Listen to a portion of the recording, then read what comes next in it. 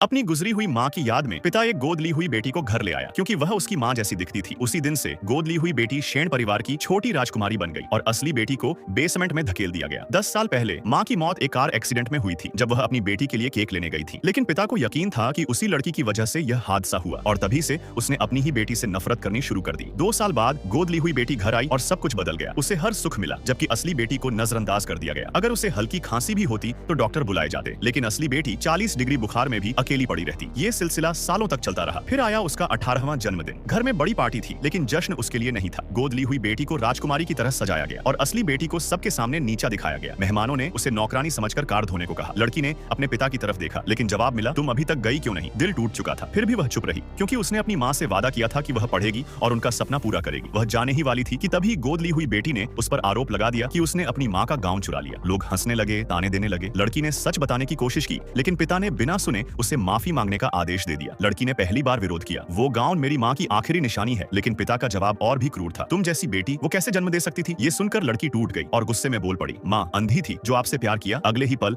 एक जोरदार थप्पड़ गूंजा। इसके बाद सब कुछ बिखर गया। लड़की ने गुस्से में गोद ली हुई बेटी को थप्पड़ मार दिया। पिता भड़क उठा, मैं अपनी पत्नी खो चुका हूँ और अब तुम मेरी आखिरी उम्मीद को भी खत्म कर रही हो। उसी पल उसने अपनी असली बेटी से सारे रिश्ते तोड़ दिए। आज के बाद इस घर में कदम मत रखना। लड़की चुपचाप मुड़ गई। किसी ने उसे रोका, जाना है तो जाओ लेकिन शेन परिवार का कुछ भी साथ मत ले जाना। लड़की ने बिना कुछ कहे सबके सामने अपने जूते और कपड़े उतार दिए और कहा, मुझे इस घर में रहना ही नहीं था। तभी उसका फोन बजा। स्क्रीन पर नाम देखकर वह कांप गई। माँ जो 10 साल पहले मर चुकी थी। कांपते हुए उसने फोन उठाया, हैप्पी बर्थडे मेरी जान। वही आवाज। लड़की की आंखों से आंसू बह निकले। पिता ने फोन छीन लिया। कौन है तू? दूसरी तरफ से जवाब आया, मैं मेंग जेन हूँ और तुम्हारी पत्नी जिंदा है। कमरा सन्न रह गया। फिर आदेश आया, अपनी बेटी को अभी पुराने घर लेकर आओ। आधा घंटा बाद वे पुराने घर पहुंचे। पिता दरवाजा पीटता रहा लेकिन कोई जवाब नहीं मिला। तभी गोद ली हुई बेटी ने लड़की के कान में जहर घोला, तुम्हारी माँ को बहुत पहले मर जाना चाहिए था। बस लड़की से सहा नहीं गया। उसने उसे थप्पड़ मार दिया। पिता का गुस्सा फिर फूट पड़ा। उसने सेक्रेटरी को बुलाया, इसे सबक सिखाओ। और फिर लड़की पर लगातार थप्पड़ बरसने लगे। जब तक कि वह बेहोश होने ही वाली थी तभी अचानक दूर से एक गूंजती हुई आवाज आई, रुको, सब्सक्राइब।